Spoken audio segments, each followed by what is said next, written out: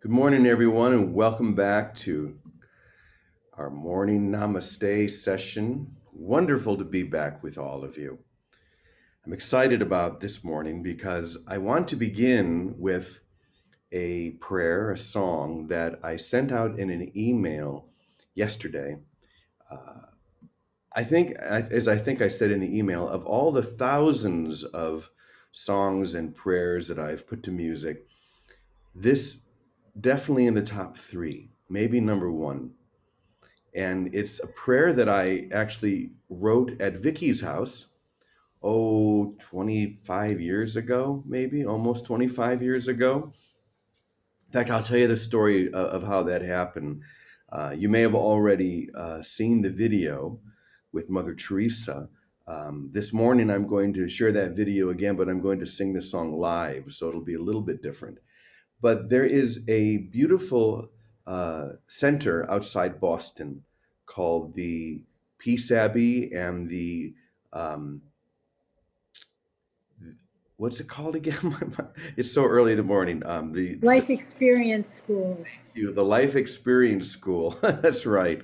Our good friend Louis Randa, and he has a program there called the Special Peace Corps. There are children and adults who live there, go to school there, who are developmentally disabled, and they would come together every morning around this really huge table with the names of peacemakers around the entire thing, and then they would pray this prayer together that was attributed to Mother Teresa. And it began by saying, "When I'm hungry, give me someone to feed. When I am thirsty, give me someone to give a drink to. When I'm cold, give me someone to keep warm." And I was so impressed by this song, by this prayer rather, uh, especially with these children who were praying it. And then they would go off and they would leave and they would go off into the community, to nursing homes, to food pantries, and they would serve because they knew the law. This is the law. Put upon you the person of Christ. Become the eyes of Christ. Become the presence of Christ. These were people that we would usually think we should be serving. And here they are following the same law. And it was so beautiful. So I got a copy of that prayer, went back to Vicky's house.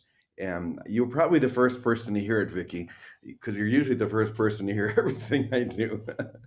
So I thought this morning we would share this prayer as an opening and play this beautiful video that I attached to the song yesterday of Mother Teresa in Beirut. I think it was 1982, when a place that I'm sure you really resonate with, Vicky, being Lebanese yourself, and the civil war was going on. There was a center or an orphanage in the middle of the city that had been abandoned because it was right in the middle of where the war was, or where the battle was happening. And these poor children were dying. They had no one to care for them. And so Mother Teresa said, "I'm going in there for them." And everyone said, "Mother, you can't. You don't understand. This is, we'll all be killed if we go there." And she said, "Well, tomorrow there's going to be a ceasefire, and then we'll go." And there was no sign of any possibility of a ceasefire. But she said, "Jesus is going to give us a ceasefire." So they humored her, saying, "Okay, Mother, if there's a ceasefire, we'll go," thinking there's no way there's going to be a ceasefire. Well, of course, the next morning there was a ceasefire. That's that is the, I don't want to say magic, but that is what happens when you put on the presence of Christ. When you become that presence, you become that activating force. So we're going to go ahead and share this prayer as an opening, and remembering those children there in Sherburne, Massachusetts, remembering those children there in Beirut, and just remembering our own call to that same presence. So let me share the screen here. Let me get rid of this. Oh,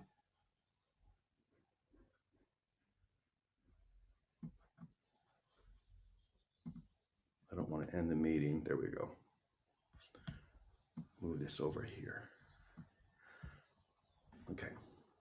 Take a deep breath, everyone.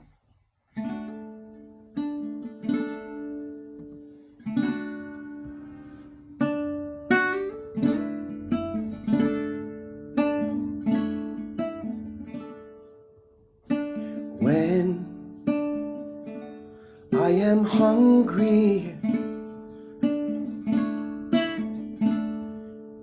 give me someone that I can feed.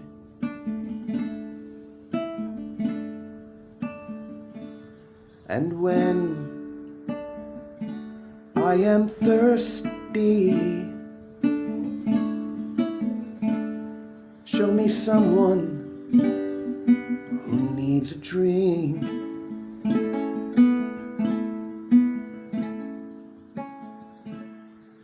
And when I'm cold, give me someone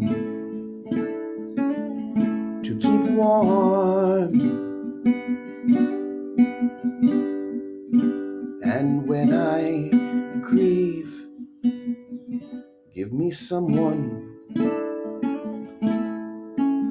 to console, to console.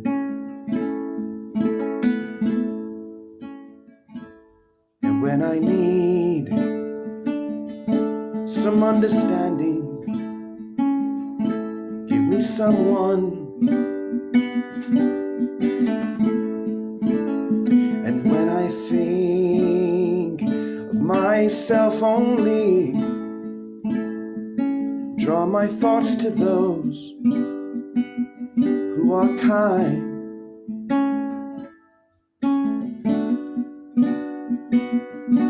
When I'm so poor, give me someone who deserves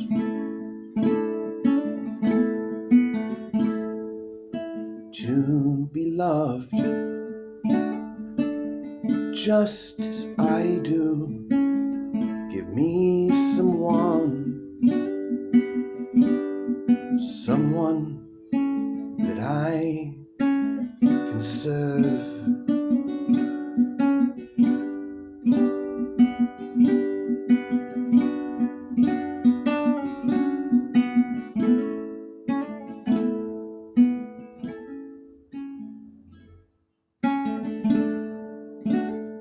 When I need some time,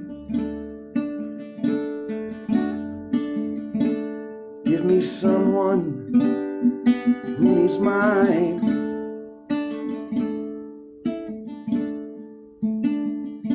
And when my heart's heavy, let me find someone to make smile.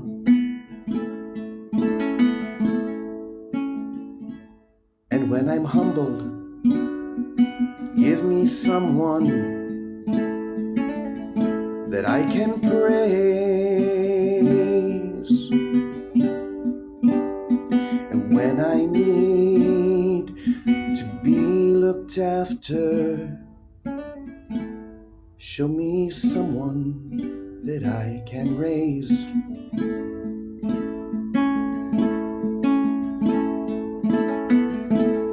And when I need some understanding, give me someone who needs mine. When I think of myself only, draw my thoughts to those who are kind.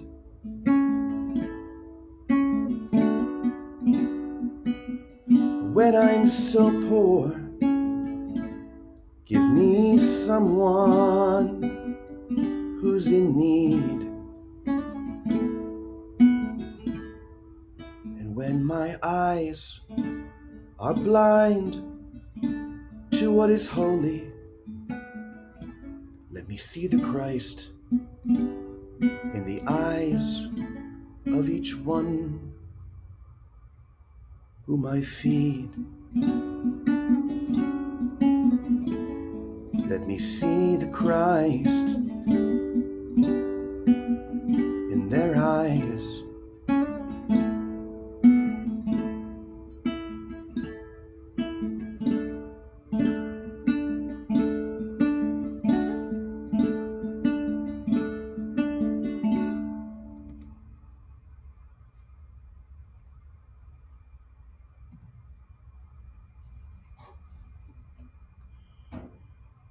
So there's someone who takes this very literally. We've been talking about being uncompromised. This is what it means. St. Paul, in his first letter to the Philippians, said, "Let the same mind be in you that was in Jesus Christ." Put on the mind of Jesus, or the heart of Jesus. Be in that mind. Be one with that. Realize that it's in you. Be one.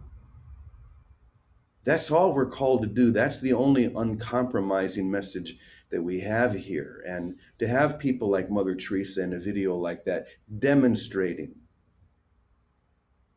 that's what it's all about. Jesus in the Gospel of John said, "I am the vine, you are the branches. Abide in me as I abide in you."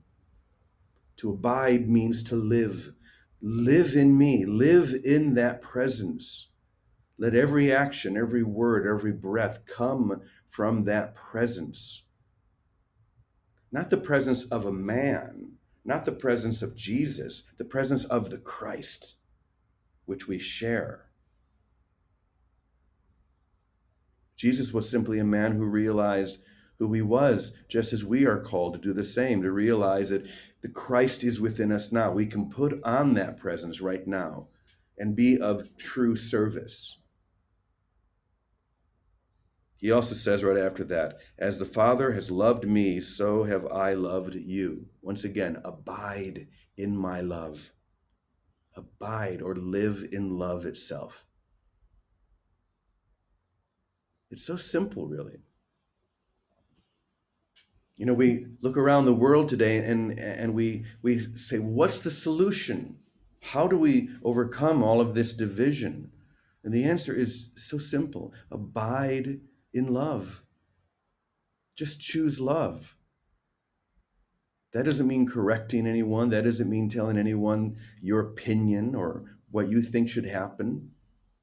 You don't know what should happen. We talked about that all last week. You have no idea. I don't, none of us do. But the Christ within us does. And the answer is always love. Just love. Last night, right before I went to bed, I started watching this little video of Thomas Merton. It was really just an audio that was put to video. Some lecture he was doing, I think, because he was the novice master at Gethsemane in Kentucky, and people like James Finley had the great honor of having this master, be their novice master. That would be amazing. So this was a recording, I think, from one of the lessons. Someone just had a little tape recorder going, and he said a couple of things like, "Oh, stop! I need to write this down." So this is what Thomas Merton was saying to his novices. He said, "It's by love that we know the truth of who we are. By love that we know the truth of who we are. By love we know God. We are here to cultivate a vigilant love." What is a vigilant love? It means it's always awake. It's always ready. That's the kind of love that we're being called to cultivate an awareness of love in every moment. That's the simplest way I can put it, he says. This is what you do if you want to know God. And I bolded this next sentence. You don't go looking for an object called God. You don't objectify God.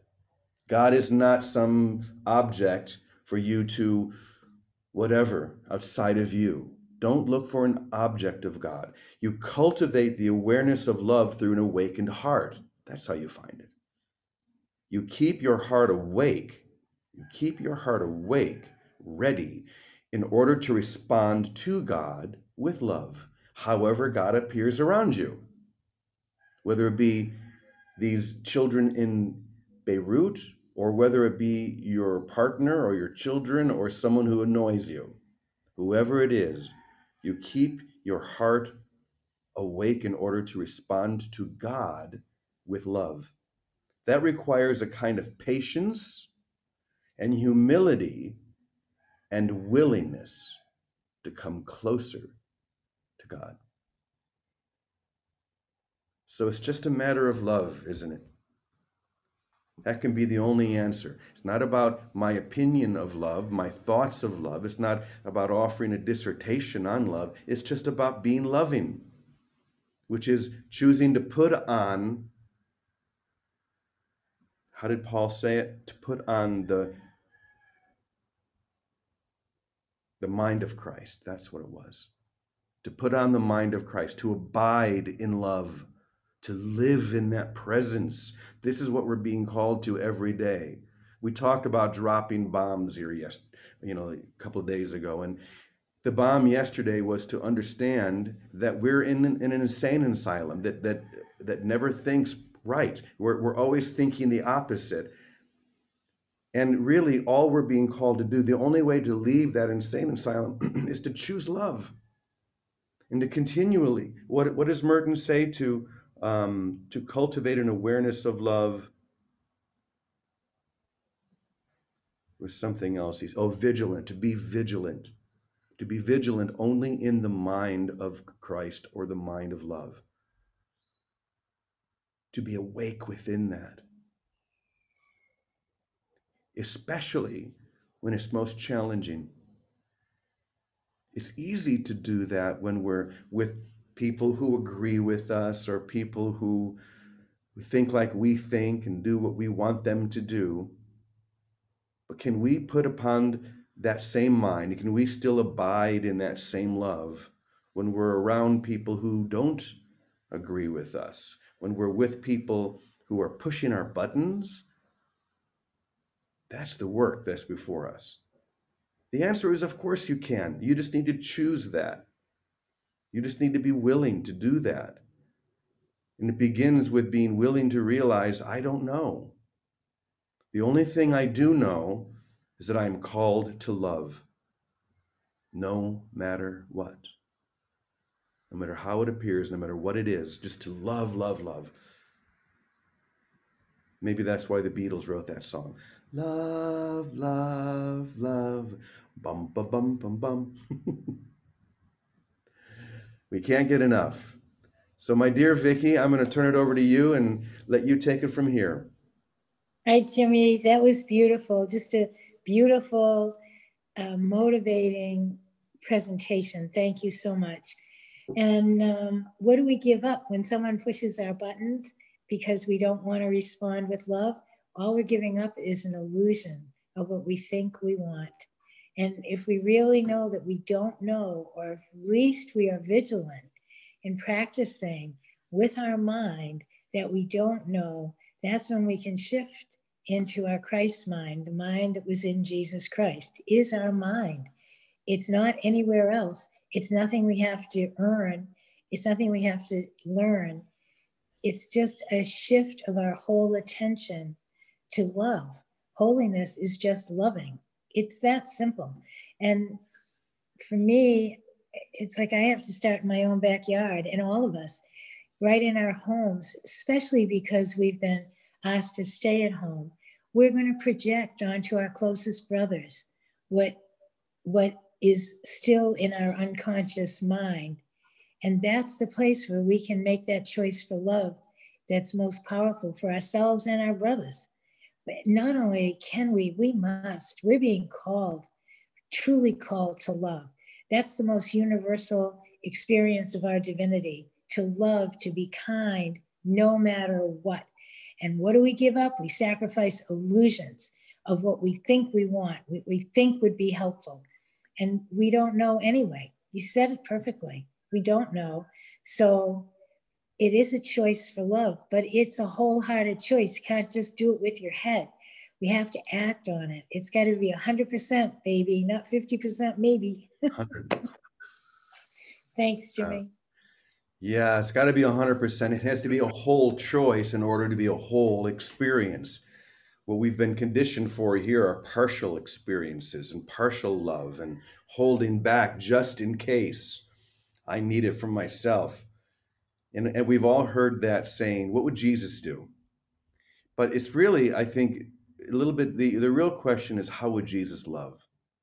How would Jesus show up in love, especially in situations that are tricky or difficult? Last night, I had one of those situations. As you know, I'm back here in my anchor hold, and I have given myself permission once in a while to go take a bath, as you know, to climb the stairs and get in the bathtub, but then come right back. And the commitment was you do not leave other than that. Well, last night, very, very late, I was still up, and the doorbell rang, which is very unusual. And so I was paying attention. Somehow, whoever this person was came in, and I heard someone outside the anchor hold walking around saying, "Hello, hello." Because what had happened was our friend Breeze, our amigo, was meant to pick this person whose name was Emrit, who was moving here, pick her up at the airport. But his flight was delayed and he didn't make it. And Joy, thinking that Amigo had this covered, she was off and she wasn't here. So poor Amrit shows up and there's no one to tell her where her room is or to show her any. It's dark, it's almost midnight. And I knew I had a choice to make. And the question once again is, what would love do? What would Jesus do? How would he love? Would he just be yelling over the top of the wall, just go up and find an empty room and go to sleep? I don't think so. What he would do is he would come out and he would find that person and he would meet that person and he would somehow figure it all out for them so that they feel like they are loved, like they have arrived in love. They are being caressed by love. So that's what I did. And it was interesting because I was walking around the community for the first time in 3.5 months saying, oh, geez, things have changed a little bit. But this is how we are being called to love, to live within that mind, to abide in the mind of Christ. And we're going to find ourselves pulled away from that throughout the day, but we can make a new choice. We can choose again with whoever is right in front of us. So it's a beautiful message today. Let's see if there's anybody else in the room who, let's actually, Teddy, do you want to say anything before we go to Namaste? I can, Jimmy. You know, one of the things last night we were on a call with Vicky, and one of the, you know, how synchronicities seem to be the validation of like certain types of experiences where truth is. And last night, I mean, I can't, the whole idea of what went on with you, Vicky, and Victor Wooten just blows me away. I mean, I can't thank you enough for that. It's, I don't know even what to say about it.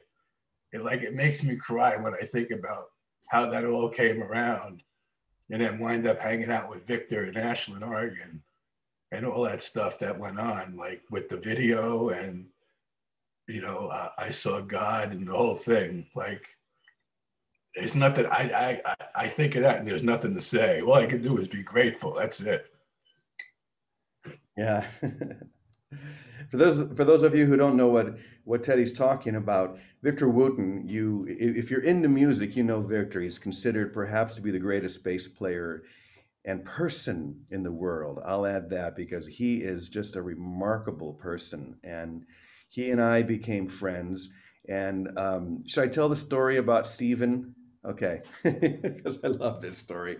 So Vicky, I love to say, is divinely ignorant.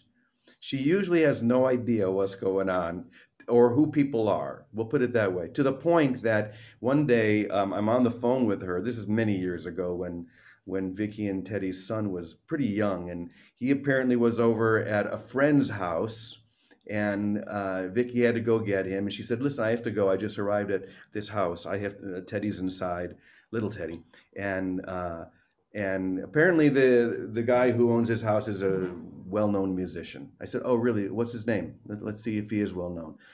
She said, "I don't really know anything about him. His name is Steven Tyler." Like, Steven Tyler from Eros? Your kid, he's not popular. He's like a rock god.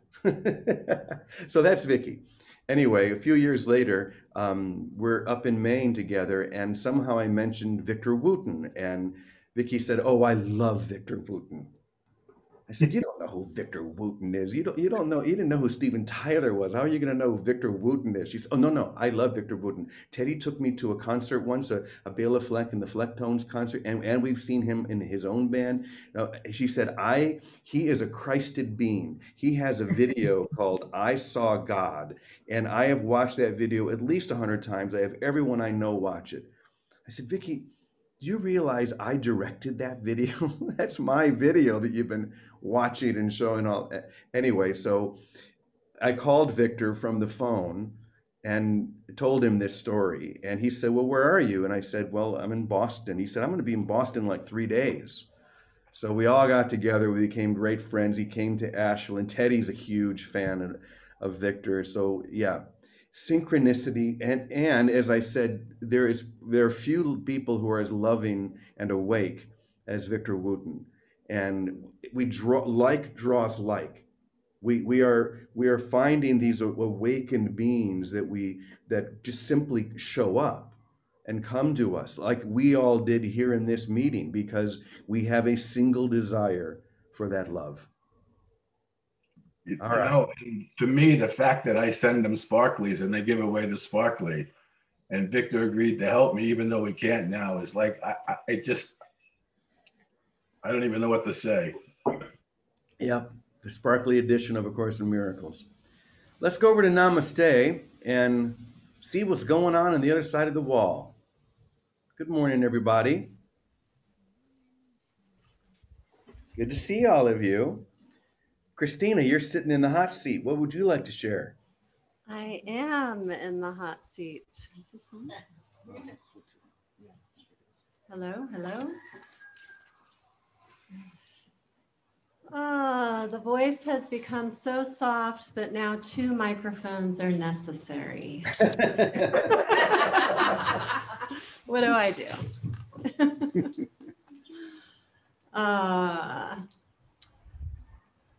It's very powerful seeing the Mother Teresa video as a child.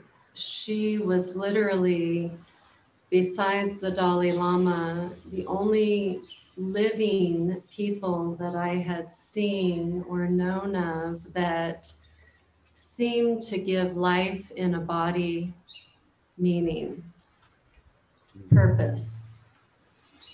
And she was an inspiration to me, living on a planet in which I saw only people's pain for the most part. And to see the love expressed without fear, saying true to the soul. So very beautiful to see it in form before these eyes this morning. Thank you. And because Jimmy and Vicky, you so beautifully, and Teddy, so beautifully already have spoken about the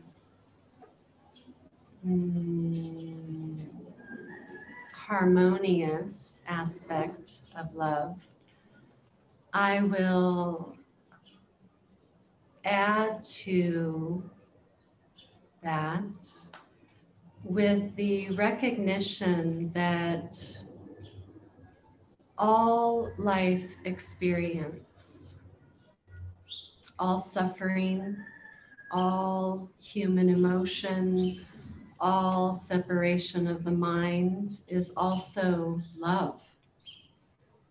We all have our own fire inside, whether it's the anger or the pain or the sadness or the one who doesn't feel they belong on this planet. Whatever it is, we all have our own story that has been given as the highest activity of love to drive us to seek what is true beyond that. And when we come to fully embrace that, we can only see love. Love in the villain and love in the one who is victimized.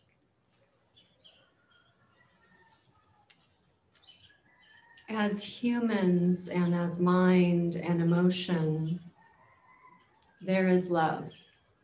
And I have found this to be as far from love as any sense of separation can be.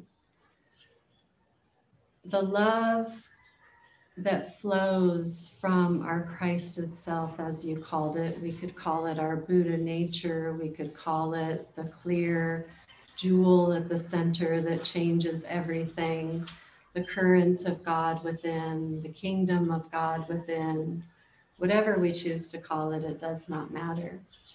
But what I find is that it is just the most naturally occurring, outflowing, consistent every moment that simply gives even as there is nothing before it to give to. It's just an outflowing.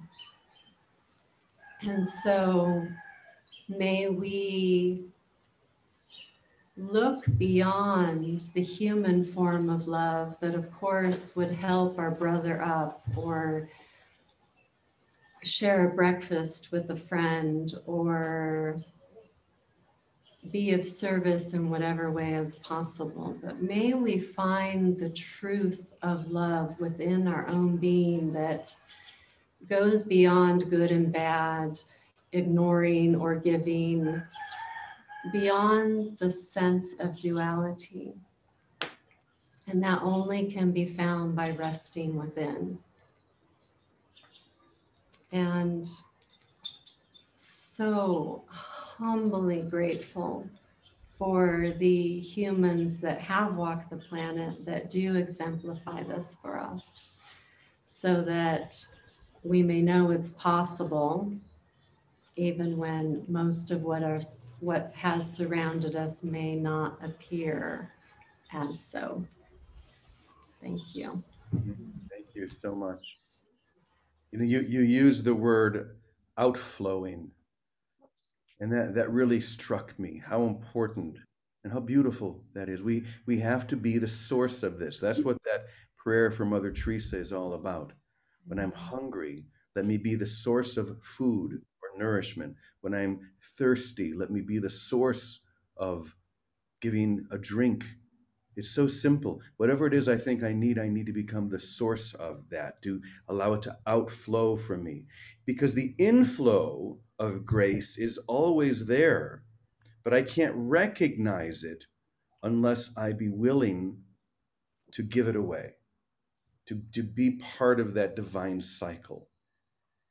So I just was really grateful to hear that from you, Christina. And hi, Betty. Good morning to you. Hi, good morning. First of all, thank you for your prayer. I listened to it yesterday and it brought me to tears. It was absolutely beautiful.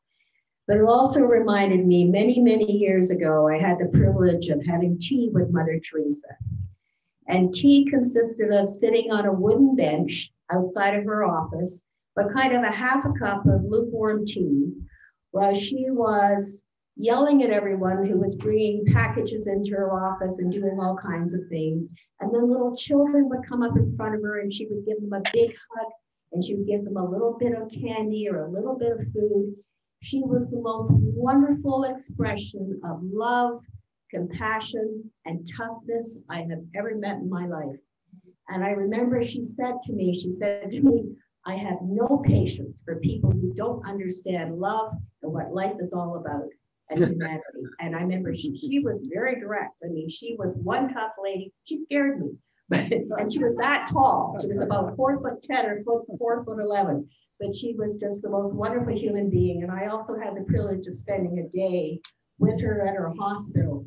And again, all you saw was this compassion and love. But on the other part of it, she was yelling at the nurses and yelling at whatever to do whatever. But it was all for the good of the children and the good of the community. So I just thought I'd like to share that. Thank you. It's always fun to talk to people who have met people like Mother Teresa. and to hear a firsthand story. Thank you, Betty.